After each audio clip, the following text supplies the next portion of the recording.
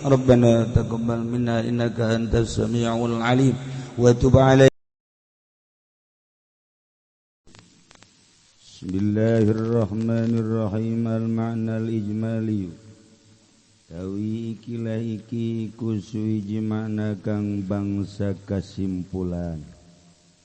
Alta Rasulullah ngawehkeun sapa Kangjeng Rasulullah sallallahu alaihi wasallam li Umar bin Al-Khattab kadue ki Umar kang putra lanang ki Khattab ngawehkeun ataan ing pawew yara anal faruq talaba ila nabi yana saduhune Umar kang Faruq iku nyupri atawa ataan gaira ing paweh kang ora nasaduhune Faruq iku nyupri ya Faruq ila nabi maring Kangjeng Nabi sallallahu alaihi wasallam ayultiah yen tangawehaken ya Kangjeng Nabi hu ing ata ila mayakunu fi halatin asyad maring wong kang ana yaman iku ing tetep ing dalam tingkah kang lewisan walakin Rasulul Karim lan tetep ine utai Kangjeng Rasulullah kang mulia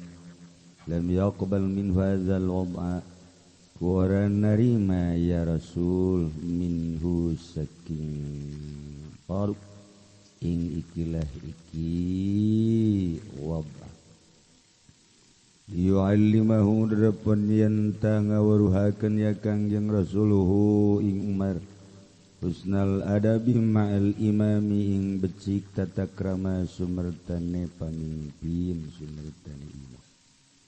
Sayyidina Umar dipasihan ku Kangjeng Rasul, Sayyidina Umar nakan tementa.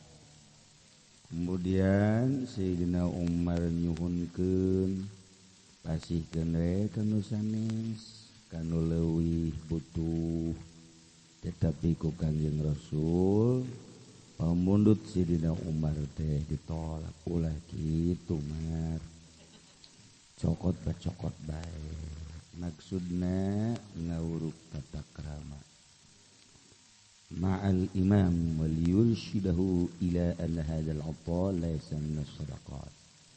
Dan darapun yanta nuduhaken ya Kangjeng Rasul hu umat maring satuhune ikilah pawaweh iku oranana ya apa iku tetep tegas saking sakeh sedekah jeung ngabejaan Kangjeng Rasul bahwa ieu mah lain zakat lain sedekah wa inna ma huwa haqqun lahu angin pasine utawi ya apa te iku hak kadue umat ada amalati ingat tase pagawian ieu mah hak Sayyidina Umar wa amarahu lan marentah ya Kangjeng Rasul hu ing Umar ayakhudhu ing tah ngalep ya Umar hu ing apa wa idkilahu fi malihi lan manjingkeun ya Umar hu ing apa ing dalam hartane Umar cokot bae asupkeun ka milik sorangan ai geus jadi milik masumma yatasaddaqu bihi insya'a kari-kari nyodakohkeun lah ya Umar kalawan oto lamun kersa ya Umar bikeun deui atuh ka batur ari manehna embung urang ngariung dibere berkat cokot acenah urang embung bikeun ka batur tah mah bagus ngaranna ieu mah nu batur direkrut jarang terjadi nu nyana dibikeunan ka batur asana kiamat bisa. Masya Allah karim, Masya Allah karim. Wa bihadza qad tamma tawdihu hukmin syar'iyyin 'amin dan kalawan ikilah madzukir teman-teman sampurna apa pertelah pemertelakeun hukum kang bangsa syara kang umum biqaulihi alaihi salam kalawan ucapan Kangjeng Nabi alaihi salam ngucap ing lapad wa maja'aka min hadzal mal wa anta ghairu musyrifin wala sa'in faqudhu lan utai barang kang teu kayang makaing sira saking ikilah harta leuti sira iku orana kang ngale utawi sira iku orana kang nyupri pokona mah naon bae nu datang anjeun teu hayang jeung teu menta entos we wala sailan orana kang anjaluk pakudhu maka ngalep bae sira ing cokot Man wasala ilaihi atau min malin halalin wa lam yakun sailan lahu wa la tami'an bihi fal khairu akhdhuhu wa qabulu istibadah. Tadesabaman iku tepung ilaihi maring manapa pawewe. Saking harta kang halal, ngale oranana ane man iku kang anjaluk. Lahu kada malan oranana iku kang kapengen bihi dalem mal. Maka utawi kang becike iku ngalep ing mal lan narima mal istibaban kena arah ngademen. Pokokna aya nu mere cokot. Kemudian kumaha urang mun halal. Fa ilam yakun min halalin lan lamun oranana ana yang mal iku dados saking kang halal. Au kana yajidu minan nafsi hirsan alaih. Wana yaman iku nemu yaman saking nafsu saking awak ing kasengsen lahu kada ma'alai ngatas malan wa tam'an kapengen pi dalem man fala yutsu nafsu maka orang anu tiap man ing nafsu man hawa ing hawa dan nafsu ketika orang makan nafsu ulah dituturkeun hawa nafsu bal yusarrifu anzari balita megoskeun yaman haing nafsu saking mangkono mak wa yatrukul ata lan ninggal yaman ing pawe wala yaqbalu ulan ora narima yaman tu ing ata ai kitu mah ku nafsu ulah kos kitulah ku kangjeng dibere cara dalam rangka menghadapi harta. Wadzalika lan utai mangkono adamul qabul ghayatul iffati wal adab iku katoging iffah daraksaan lan tata krama seperti itulah lamun teu halal ulah mun halal cokot urang dibere ku pamarentah kira-kira bakal ku nafsu ulah ieu mah malah nyieun proposal kajian teuing bagi dua atawa nu geus mah bagi tilu dua bagian ku urang sabagian ku si eta kus kitu ai paegan teu naraek bae urang urus durung gawe urusan jero da teu diurusan.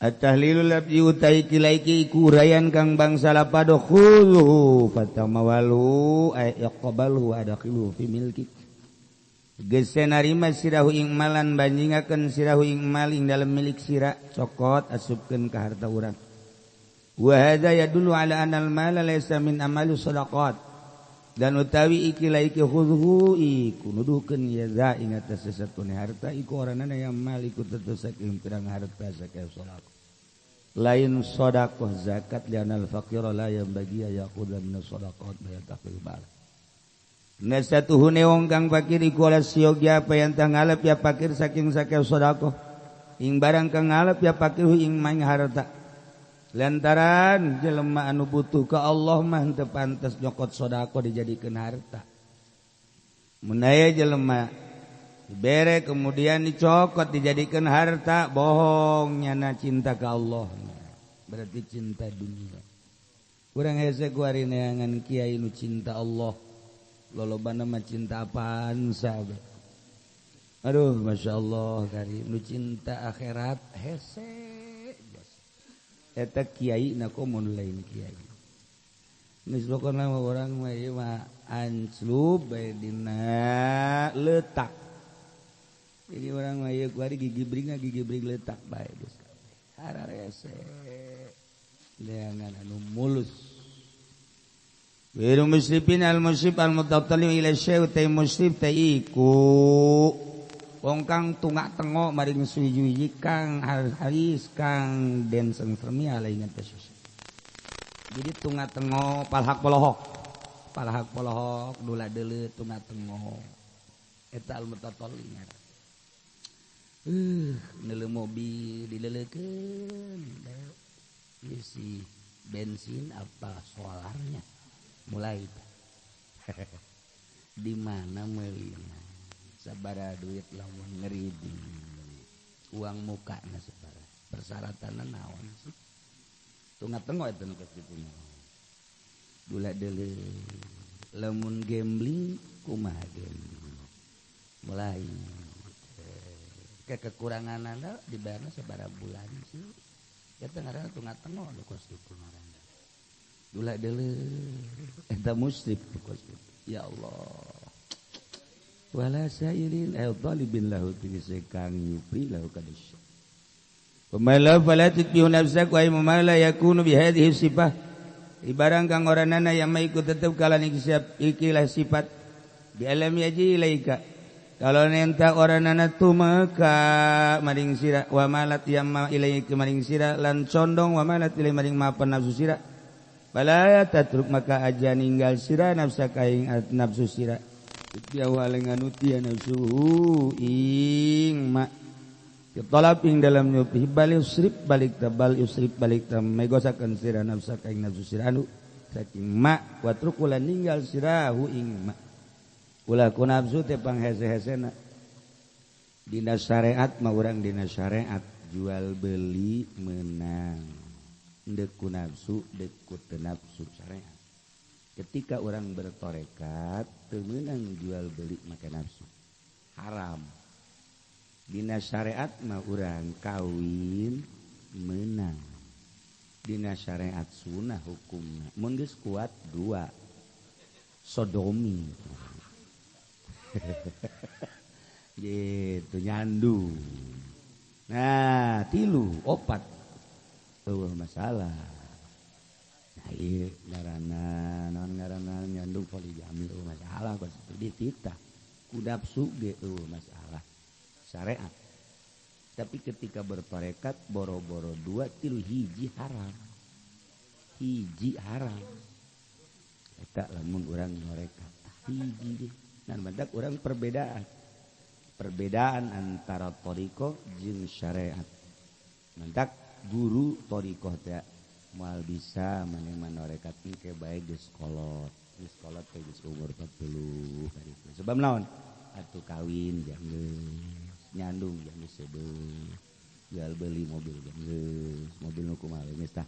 Geus rada reda, geus rada kolot mah tinggal paehna doang kan. Ai orang kene manorekat moal bisa. Mantak lah udah aja lu mangorek kene norekat tapi bisa ieu geus luar biasa. Luar biasa. Ulah kamu aya ulah diakurkeun jeung dia tuh. Dia mah diakurkeun bae jeung dia. Iya, tetep bisa kitu ge. Tas dirangka sakedeung. Lah, cenah ieu jaloba budak norak kene norekat atuh tambah norekat bae ngan pan tujuan dagang kan untung. Norekat kan usul. Nah iya lamun aya jelema budak kene norekat sarua jeung dagang haji pendi lain meuli sawah ngajual sawah. Lain meuli imah dipotong. Eta ngaranna dagang teu berhasil lo kos kitu. Atuh norekat bae ngan teu usul.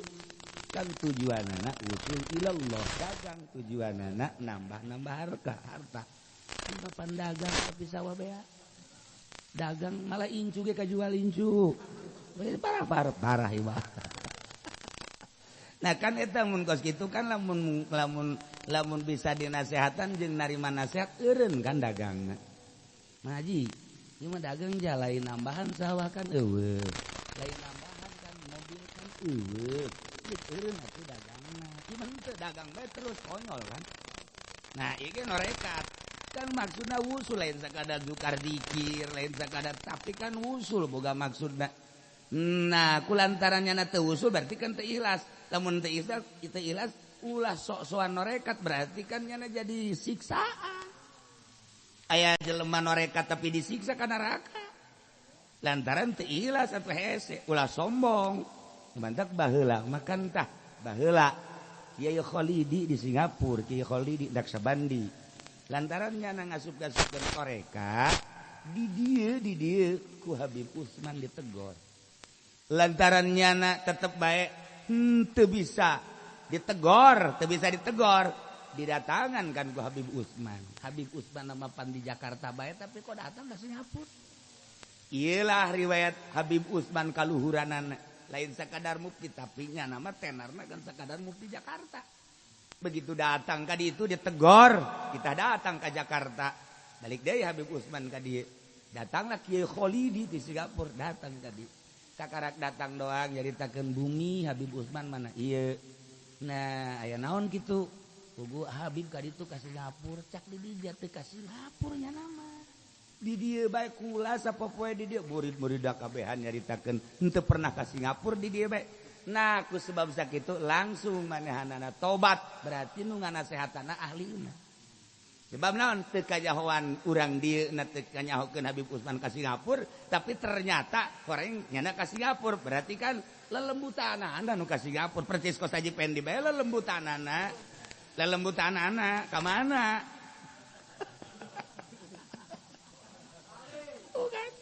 Nah, kusebab datang ke Jakarta seperti eta dongengna langsung tobatnya. Tobat milu eta Kiai Kholidi langsung asup tarekat heula di Habib Usman. Tapi dirahasia. Setelah dirahasiakeun di dieu langsung balik karak meunang tanda tangan teh Habib Usman. Silakan diasup-asupkeun. Tak kitu heula. Urang mah kuari lamun aya budak totorekatan ditegor ku urang marahnya. Usul hente, nurut hente, jadi siksa di akhirat. Sebab ku ahlina kan kanyahoan. Nah ieu keur carita perbedaan antara syariat jeung thariqah. Thariqah mah jalan khusus untuk menuju hakikat. Kiai kumaha lamun urang bersyariat bae apa datang ke hakikat? Atuh teh urusan Allah nu ngadatangkeun mah lain guru mursyid. Atuh teh masalah jelema bersyariat tapi ku Allah didatangkeun ke hakikat. Urusan Allah teh mah boro-boro anu norekat nu teu norekat ke budak leutik deuk dihakikatkeun mah teu urusan Allah. Ji atuh loba nu geus kolat dipaehkeun urusan Allah tah mah. Urusan Allah mah. Ajeun tadrente deui geus kolot mah lain deui. Heuh asa endek bae. Kan urang mun ngora mah ye lamun titah nyalateun asa angel keneh kan. Aya nu kolot mah asana isuk aing ye. Kau mah ngukur umur mah. Ieu nu maot sabaraha umurna sakeat jasarua jeung aing asana. Masyaallah. Tuh siapa ka aing mah dari sini bae. Gusti Allah.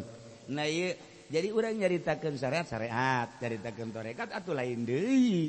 Kuari mah jelema bersyariat ngaku norekat. Ketika ditegor kan aya jalana. Sono rekat balain kos kitu. Teu bisa ditegur zaman ayeuna mah aneh.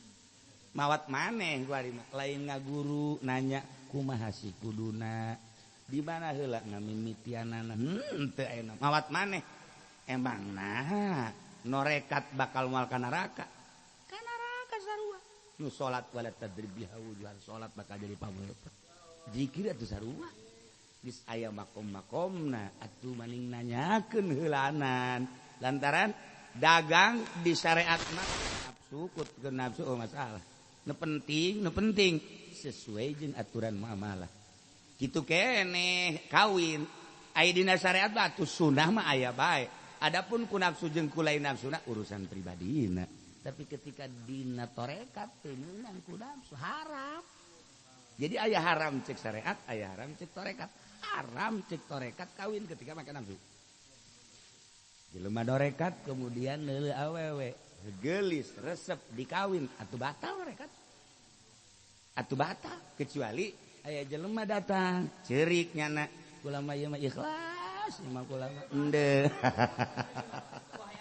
Ye, tu siapa kan kos kitu bae ka aing teh.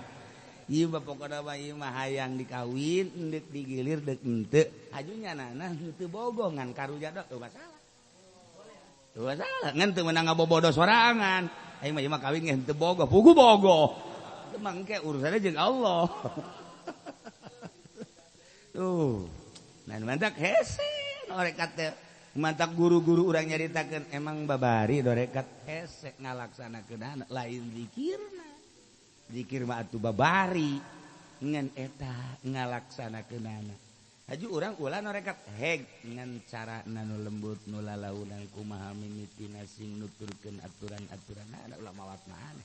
Nah ieu keur carita Habib Usman negor Kiai Kholid di Singapura lantaran nyana Naksabandi ngasuk-ngasukkeun tarekat Naksabandiah padahal encan mursyid ditegor nurut sebab nu negorna ge nu negorna mursyid carana seperti tadi di dia leng ka ditu padahal teu ka mana kok aya ka ditu sih nah nu mantap kula kaget pun Haji Pendi di imah aya di dieu engke di penjara aya lain deui tah mah lelembutanana ya Allah ya Rabb ikul hadis wallahu a'lam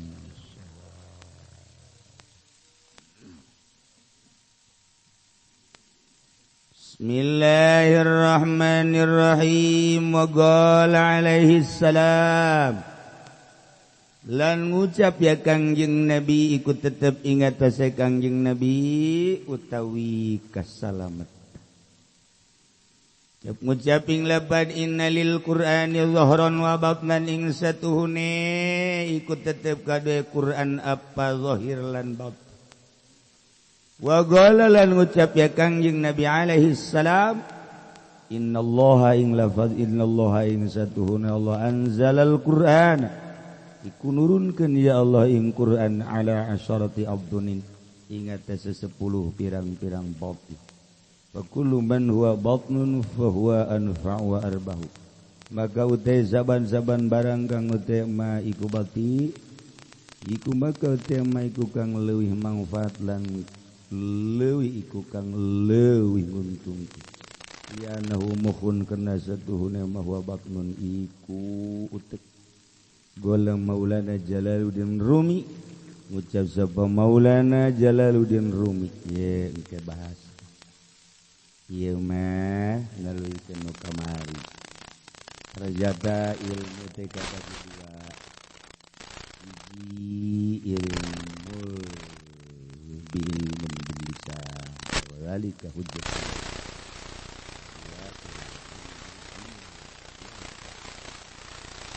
ilmu lisan wa zalika al ilmun nafi ialah ilmu anu manfaat teh hartina marambat yajri nafi berjalan sesuai jeung kamangfaatan kondisi li anna asaral manafi al ilmu fi hadhihi dairah lantaran tapak kamangfaatan teh ilmu dina ieu daerah yakni daerah jinan kamangfaatan ilmu terletak pada daerah kolbu ketika bersihna 1% kamangfaatanna 1% kamang bersihna 50% kamangfaatan 50% bersihna 100% kamangfaatanna 100% inilah manfaat tergantung kebersihan kolbu jadi Kangjeng Nabi nyaritakeun bahwasanya Al-Qur'an ngabogaan zahir jeung batin cangkang jeung isi urang lamun maca Al-Qur'an ngan sakadar dibaca doang qala Yusuf li abihi ya abati inni ra'aitu ahada asyara kawkaban wasyamsa wal qamara ra'aituhum li sajidin katakan zahir tiupkeun ka awal langsung awewe goblok sia tong sia teu boga beungeut sia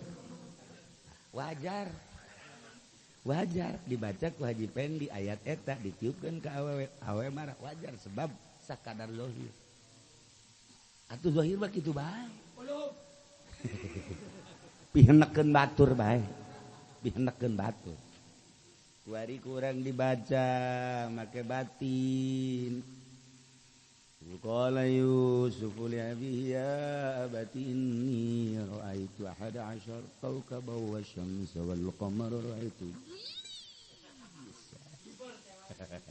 tiupkeun nyana nyileut doang marah mah henteu sebab kakarak ge jerona kabuka saeutik kurang dibaca deui Qala Yusuf li abihi ya abati inni sampai selesai. Tiup ke deh. Tadi mah nganjilek doang ku hari senyum. Hijab kedua geus kabuka. Hijab. Geus dua hijab. Baca di qala Yusuf li abihi ya abati make batin macana ulah make zahir. Anu bila harpin wala nutin bila nutin wala harpin teu kudu ieu mah contoh doang. Tetap dikeretegkeun bae dina hate teu kudu dibaca ngadengung iluk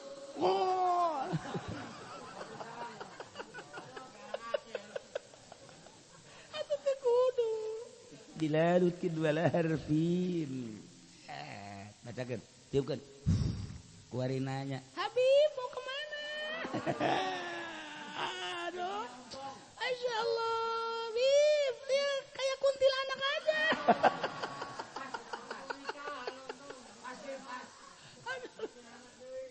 ya Allah ya Rabb. Hijab keopat, hijab kelima. Kurang dibuka. Bila nutkin wala harfin ayatna eta kene, ayat eta kene. Begitu dibacakan kurang hijab nu kalima. Ngabuka. Salam ya sama Haji Pendi ya. Masya Allah. Bilangin ya. Bilangin sama Haji Pendi. Utang bayar ya.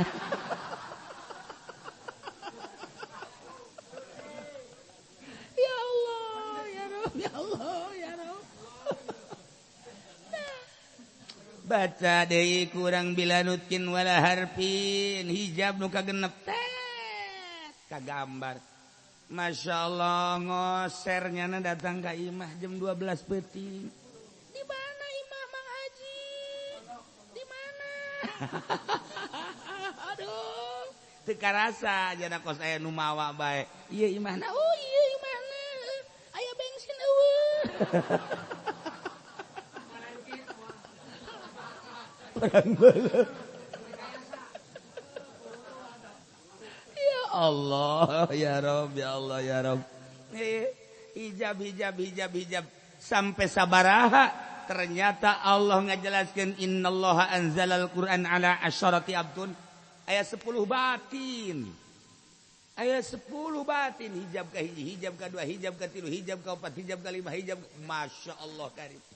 Lamun diteliti ditelusuri urangna dibere ku Gusti Allah hikmah sakumaha cek Imam Ghazali ketika kula ngajelaskeun tentang hikmah ayat kulana dalam keayaan sadar sok baca tapi ketika kula dalam keayaan pana ulah Imam Ghazali ngajelaskeun kulana keur pana ulah sebab kula keur teu sadar lamun keur pana ialah Al-Qur'anul Karim fa kullu ma huwa batin fa huwa anfa setiap batin eta leuwih ngamangpaatkeun di atas eta leuwih mangpaati wa arbah di atas eta leuwih deui sampai 10 ialah bila nutkin wala harfin nu mantak para aulia Allah mah peureum kertetek teu kedal data bila nutkin wala harfin kapan urang mah masukna ila hadarat al-fatwa ila hadarat wow, dibaca deh hizib nasor dibaca. Hizib berbagai-bagai hizib dibaca dikematkeun. Tetep bae can hadir keneh bae. Zahir. Nu dibaca teh zahir doang, can datang ka batin. Nah, iyalah lalakon jinan, kebersihan batin. Lamun urang kuari masih keneh di syariat dibawa urang ka tarekat mal bisa dipaksakeun ku urang mal bisa nolak batin urang sebab batin urang aya di syariat ketika dibawa ka tarekat teh nolak berbeda perjalanan ketika urang geus di tarekat dibawa ka hakikat nolak urang nolak kajen kumaha ge urang syariat syahadat lagi asyhadu an la ilaha illallah wa asyhadu anna muhammadan rasulullah asyhadu an la ilaha illallah la ma'budu bihaqqin fil wujud eta bae dibawa ku urang la maksuda embungeun sebab urang dititahna ge la ma'budu urang bari narekat awal la maksuda urang ternyata ditaekeun ku guruna lamat loba naik urang na aya di dinya nurut urang sebab perjalanan melamak sudah mah ieu engke lamun lamat loba mah ieu zikirna ge engke la ilaha illallah naik engke urang ka Allah Allah Allah engke naik urang ka huwa huwa huwa engke naik ka akak nah eta kan nang guru urang na aya di dinya dititah urang nuturkeun ketika urang dibere hakikat emang kumaha hakikat mah urang sahadatna ge asyhadu an la ilaha illallah asyhadu anni Allah atuh jangan geus kos kitu bae jeung datang ka hakikat cara sesi ti jendar atuh ge kumaha atuh yikul innani anallah atuh geus kitu sarua nyana teh ya lantaran ngahiji tah urang endek nyurahkeun kos kitu bingung sebab naon urang ngajina kan jeung lain ahli hakikat teu narima tah ahli syariat kos kitu amat engke kunyana dipraktekeun asyhadu anni Allah nyaksian kaula bahwa kula Allah murtad ya teh kumaha atuh di makom syariat dibere hakikat moal kaharti mantak tewak setisi dinar bunuh tewak ki halaj bunuh nu ngabunuhna ahli syariat atawa ahli thariqah ngabunuh ahli hakikat sebab nyana nak nu kudu ulah diucapkeun atawa kan teu meunang diucapkeun bila nutkin wala harfin perasaan urang lamun nyaritakeun perasaan kan robah-robah kuari urang di syariat atau perasaan urang kan syariat usolli salat kaula fardhu zuhri fardhu zuhur arba'a raka'atin mustaqo qala mustaqo ambo budak deuk salat tak kumaha ngaji qiraat Allahu akbar syariat garana ge atuh emang nyana ge makom syariat atuh kitu bae engke na ge kadituna was-was asa teu pas balik deui usolli fardhu arba'a raka'ati mustaqbilal ka'bati imaman lillahi ta'ala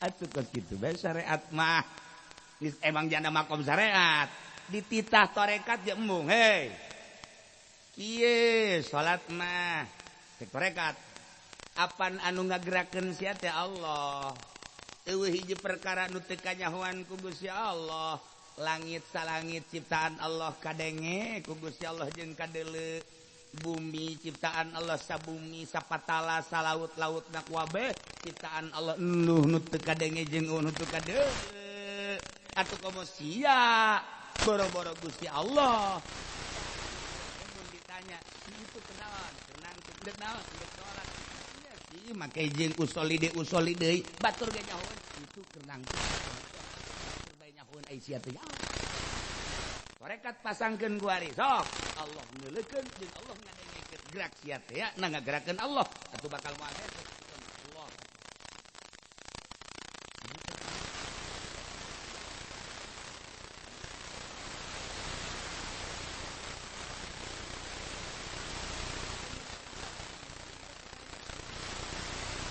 luncakna sia ragang lamun teu bener norekatna bolak-balik antara tarekat jeung syariat antara tarekat jeung syariat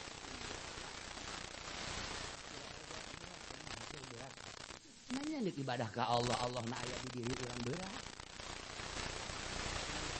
dian di diri urang teh kapan aya Allahan di diri urang kok masih kana teh nyahoan cak Allah teh bodoh sia guna gerakeun aing si usul deui tah eta mah sarua jeung bebeja ka Imam Hanafi teh Tuhan, kula abdi kula lapor ka Tuhan. Aya naon?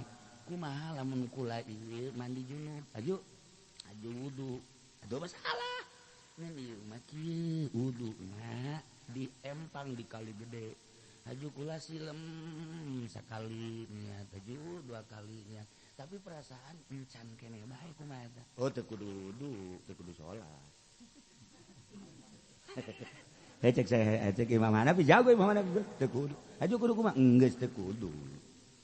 Maksudna kumaha? Teu kudu wudu, teu kudu mandi salat. Beres geus. Emang kumaha gitu maksudnya? Kan anu kudu wudu, nu kudu salat ya kan jelema anu henteu edan. Gitu, ente mah kan edan. Nah itu kudu salat ya edan. Pan bisa edan atuh silem bae sia. Masih kene encan boga rarasaan silem edan sia. Itu berarti kan edan sia atuh aja sia silem tapi berasaan encan silem atuh kan edan. Kita kudu salat sia bener. Kakaraknya na sadar. Tadi lewas mah kudu gitukeun edan salat bae eta kudu. Di akhirat neraka sia. Jago imam Hanafi mah kos kitu. Kita naonan atuh kos kitu mah edan mah kos kitu mah. Silem-silem geus 3 kali masih kena encan keneh bae. Edan ieu mah. Masar wae usolli Allah, sholli Allah. Geus ulah salat. Edan sia mah geus. Geus edan si kos kitu. Nah, jago Imam Hanafi mah. Nah, sebab naon encan kasingkab syariatna dipaksakeun dina tarekat moal bisa. Geus bae syariat bae. Ketika nyana asup ka tarekat kasingkap hijabna ya Allah ternyata kolbu boga rasa bareng jeung Allah innallaha ma'ana kuari teh karasa bareng innallaha la yanzuru ila suwarikum walakin yanzuru ila qulubikum rasa aya Allah urang dikitu-kitu ge lantaran encan norekat hese dipraktekeun ku guru tarekat lamun urang nyaritakeun Masjidil Haram dijieun tina batu dijieun tina keusik semen atuh awak urang ge sarua aya taneuhan aya caian geus Masjidil Haram teh masjid awak urang masjid mun di Masjidil Haram aya Baitullah qalbu urang Baitullah lamun Baitullah aya Allahan atuh di qalbu urang aya Allah dunia sakieu gedena titah muaten Gusti Allah moal kapuaten tetapi cak Gusti Allah aing kapuat fi qalbil mukmin dunia mah titah muaten aing moal muat tapi di qalbu jelema mukmin muat geus aya aingan di qalbu teh kulantaran aya aingan sarua jeung Baitullah di Baitullah aya aingan jelema nu endeu ka aing toab roh urang toabkeun atuh coba di qalbu urang lamun ieu tawaf kudu boga wudu bersih ulah mawa dunya kudu make pakaian ihram dunia tinggalkeun deula berbagai nafsu tawafkeun dirasa kumaha urang keur umroh tawaf di Baitullah make pakaian ihram eta teh simbol ninggalkeun dunia makhluk hanya urang jeung Allah digambarkeun muter urang Allah di mana-mana tetapi Allah ternyata aya Allah ngajelaskeun Baitullah ieu imah aing sok sia tawaf kapanggih geurake sia jeung aing atuh ieu ge qalbu urang aya Allahan roh urang tawafkeun geura di dinya masyaallah karim horenganan aya Allahan di qalbu ka mana bae sia aing aya sia beurang aing aya di dinya sia peuting aing aya di dinya sia keur diuk sia keur leumpang sia keur aing aya di dinya sia teu isin aya aingan di dinya mulai ngarentet urang jaheuh endeu kumaha urang dibukakeun hijab eta syariat lumpat ka dinya atuh salat moal hese Allahu akbar disengseureikeun ku ahli syariat sia salat kitu amat mundur sia aing mah geus lolonja aju nikrak aing lolonja moal kahartieun nu syariat mah kudu kieu salatna Allah sejak kaulah salat maghrib 3 rakaat imaman lillahi ta'ala Gusti bar tuh ai ahli tarekat dari gua geus aya Allahan ngagerakeun Allah nu nyahoeun Allah atuh hirup urang nage pamere Allah atuh teh geus seakan-akan urang teh lain urang Allah Allahu akbar atuh neuk naon make seja-seja cak Allah sia di tarekat ongko seja-seja ongko goblok sia atuh teh mah urusan jelema nu jauh ka Allah sejak kaula salat maghrib 3 rakaat jelema nu jauh ka Allah atuh aya sia mapan kolbuna geus aya aingan atuh sia ge gerak nang aing Allahu akbar urang dina syariat dititah norekat lantaran can dibukakeun hijab teu bisa balik deui ka syariat aing mah deuk sejak bae aing mah kakarak datang ka dinya hirupna hatur los kumaha sia bae usalli fardhu arba'a raka'atin ma'muman lillahi ta'ala Allahu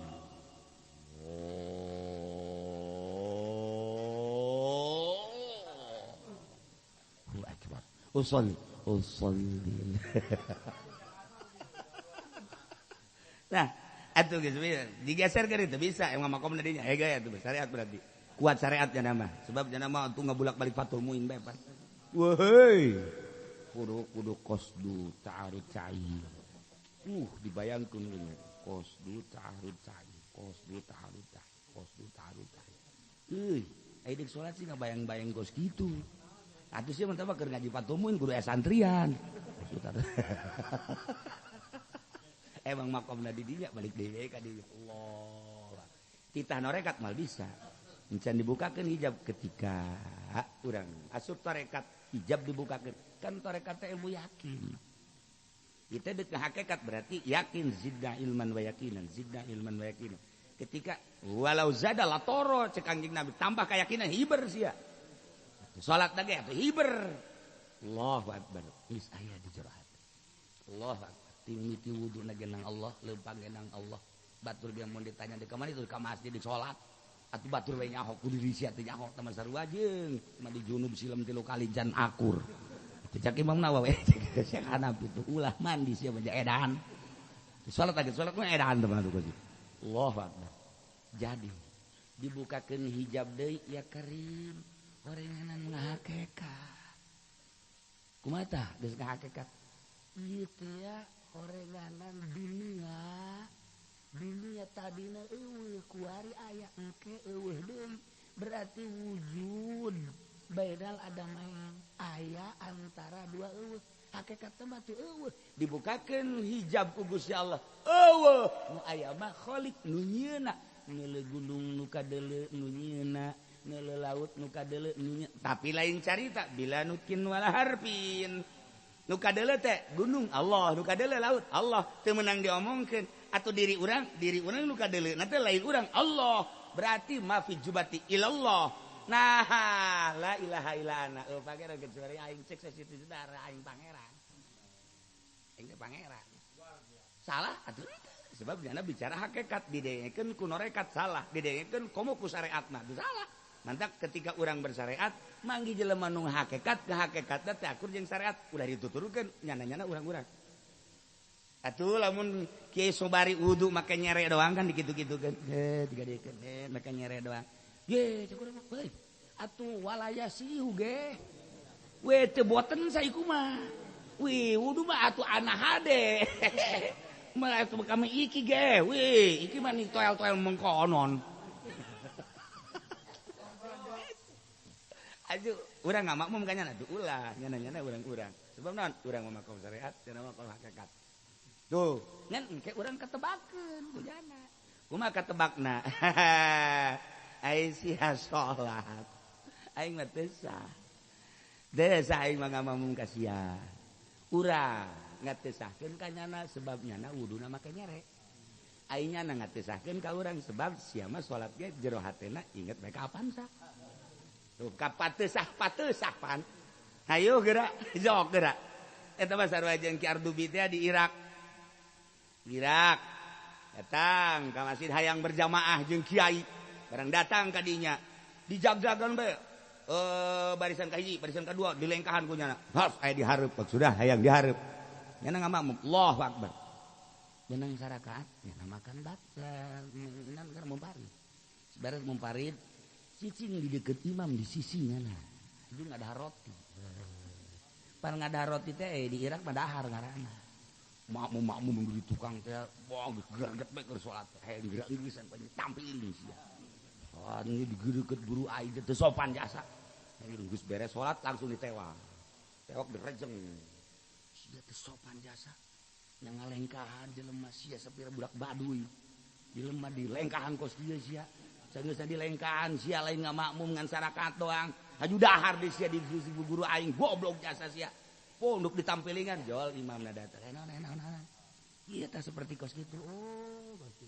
kunaon cek imam teh begitu kula di imah jauh ka dieu ngadengi kabar kiai hebat mantap kula hayang berjamaah ku sono-sonona ka kiai hayang di barisan awal barisan di tukang keneh ku kula dilengkah barang datang ka hareup kula milu sono barang sarakaat Masya Allah kiai bukakeun tah ulah ieu sih rahasia bukakeun nu masalah moal izin kiai moal ayo kieu barang kadua rakaat kiai ngalamun kumaha aing lamun geus kolot ieu teu bisa ka masjid ku leumpang berarti aing kudu meuli himar haju kula aing meuli himar ka pasar kan hate kiai ka pasar keur salat aju meuli himar geus meuli himar dibawa tah himar ka imah pan kiai keur salat mawa himar haju di imah ieu si kandangna di mana haju kiai kan nyeun kandang sangejan nyeun kandang kan ieu marabana kumaha ngangona di mana atuh manjang kula ngamamum kana kos kitu tuh tinggal kiai bae nyahoan ieu budak teh baduy ge takkan ka nyahoan tah nah ielah ahli hakikat mah nempo kana hate sakali deui aya deui jelema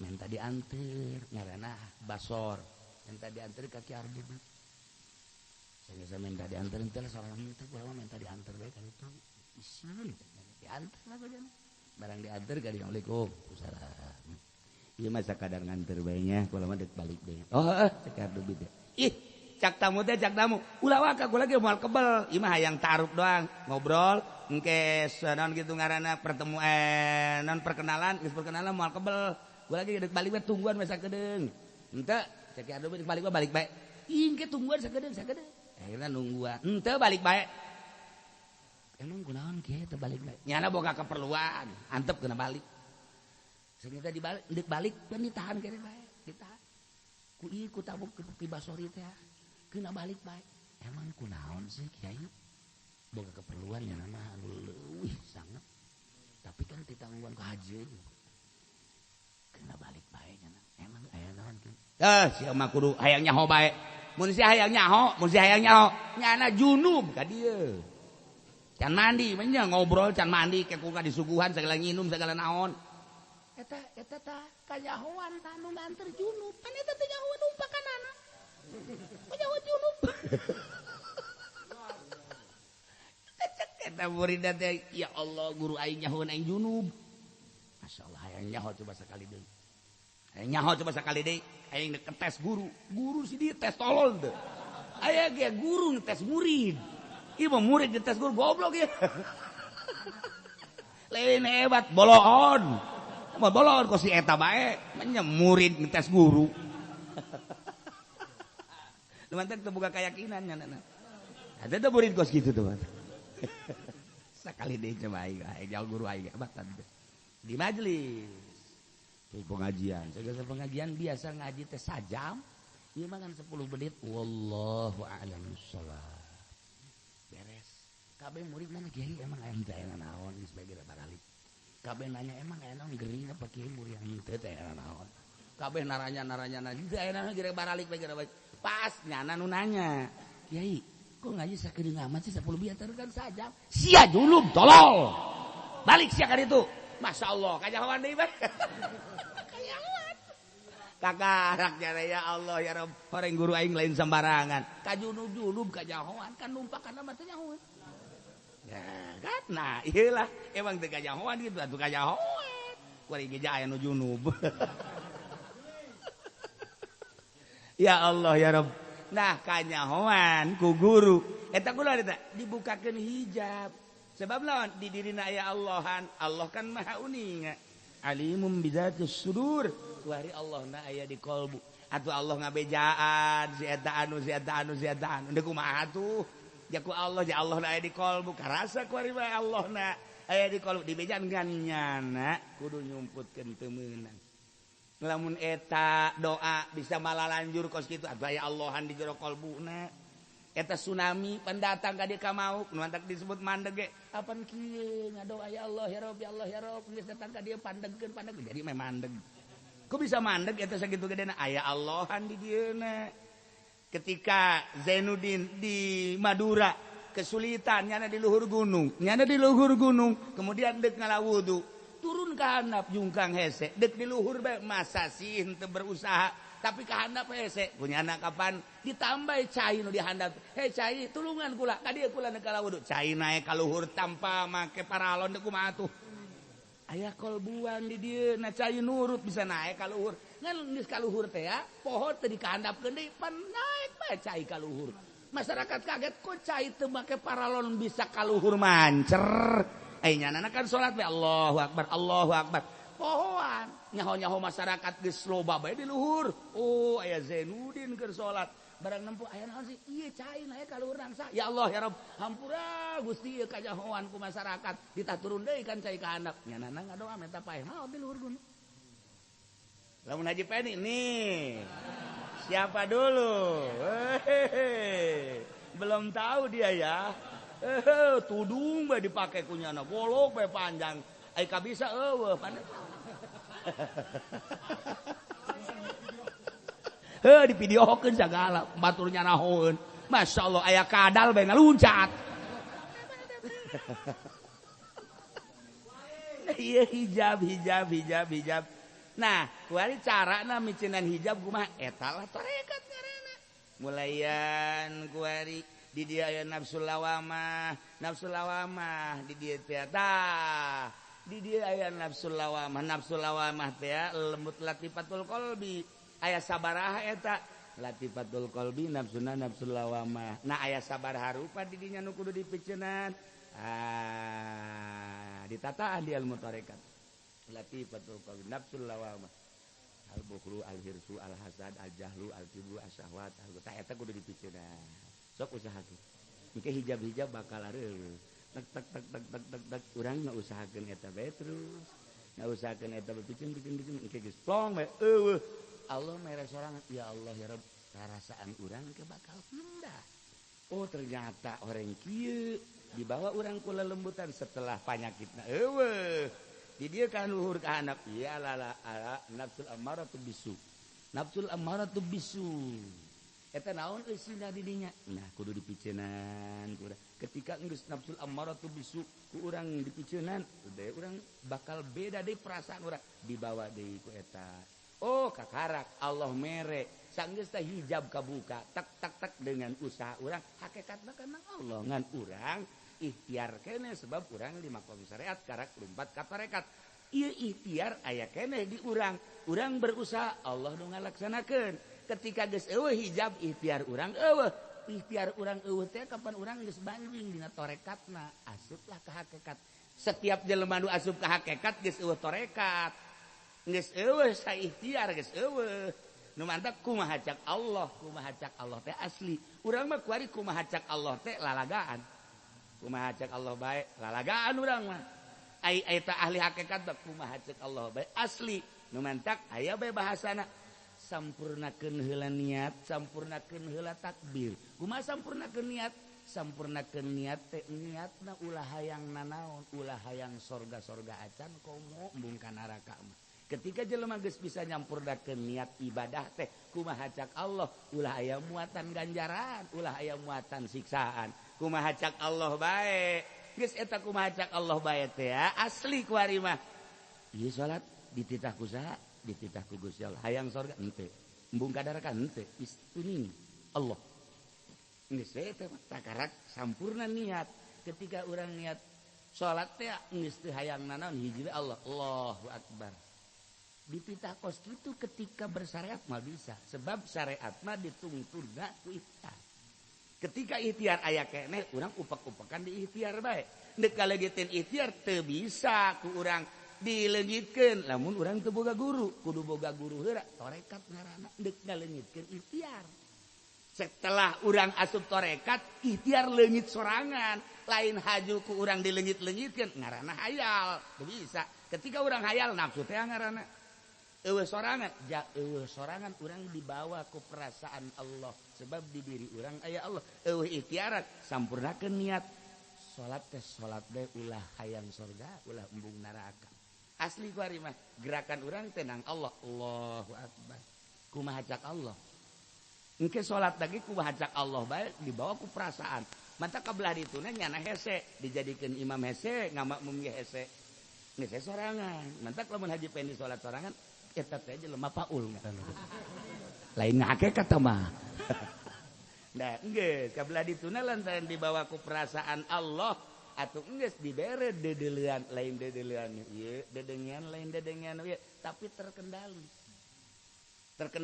hartina terkendali teh bisa dibawa ku batur teu bisa lamun aya jelema pana bisa dibawa ku batur bohong pana jelema pana bakat sorangan teu bisa dikendalikeun ku batur ketika dibawa ku batur bohong sorangan tah Habib Ali mun ngaler saminggu asli mun ngetan saminggu asli yeuna teu make calana tuh keur pana ngaranna keur pana teh bisa dibawa ku batur dikendalikan ku batur lain pana teh mah kasurupan beda nu nyahoeun mah istilah pana cenah dibere dedelan mah jelema anu kasurupan dibere pana teh bisa dikendalikan embung neuli jelema teh embung ngadengenan naon ge embung keur pana mah keur pana nu mantap jelema sakedeung dibere pana mungkin saja dicagerkeun deui ku Gusti Allah lamun jelema dipanakeun bae terus mal bisa ngaji mal bisa nungsun jelema mantap di Gusti Allah dicagerkeun deui bako ngaranna ngan geus dibere perasaan kitu kada dunia jari bae terus bae kos gitu nah aya perbedaan fana jeung kasurupan aya perbedaan fana terkendali jeung fana nu henteu terkendali tingkatan nah bukakeun hijab plek dedeulean lain dedeulean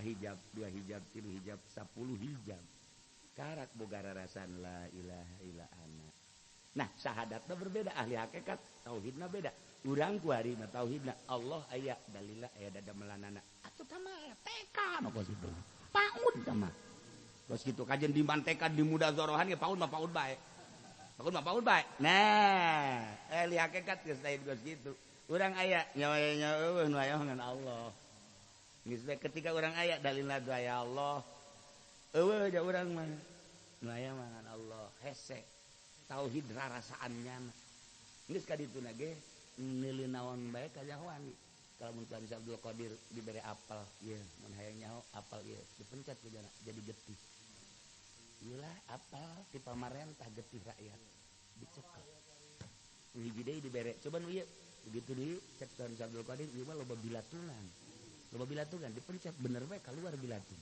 dibelah lain dipencet deui tuh bilatung mah lulu kunaon sih Tuhan ieu loba bilatungan lantaran ieu mah hasil dagang ieu mah hasil rakyat ieu mah getih rakyat ieu mah dagangan dagangna loba ribawian dagang karung teu beres lain bilatung ieu jadi kayahoan bae tah atuh mana daek wali ngadahar da getih mana daek wali ngadahar bilatung dan lain-lain sebagainya geus ada teu daek ngadahar teh aya rahasiaan berarti di jerona dedeulannya lain deui kos kitulah urang lamun nyaritakeun ilmu nape hijab hiji ge geus lain lalawara kobo hijab 2 kobo hijab datang ka hijab 10 mah pohara jasa ieu lah kutubul aulia nah tinggal ieu bahasa Jalaluddin Rumi mazi qaran wallahu a'lam bissawab